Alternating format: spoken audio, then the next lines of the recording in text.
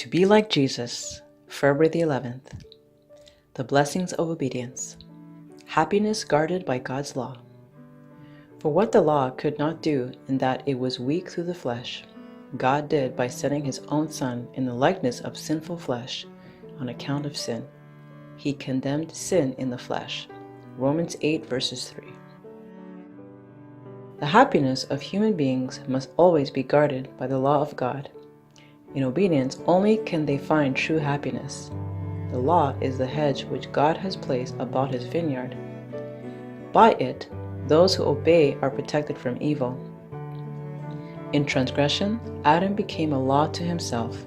By disobedience, he was brought under bondage. Thus, a discordant element born of selfishness entered human beings. Their will and God's will no longer harmonized.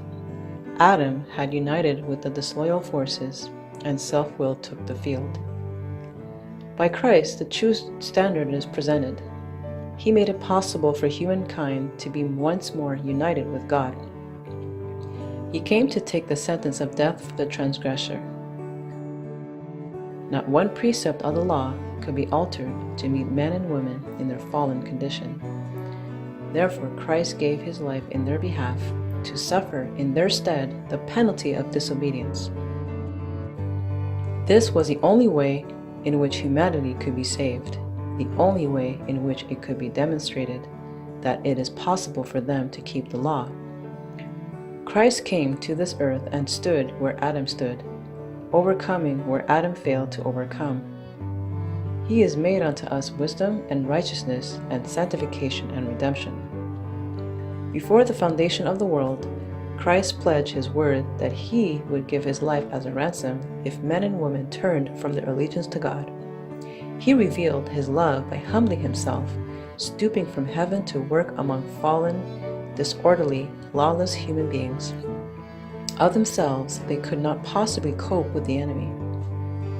Christ offers himself and all he has, his glory, his character, to the service of those who return to their loyalty and keep the law of God.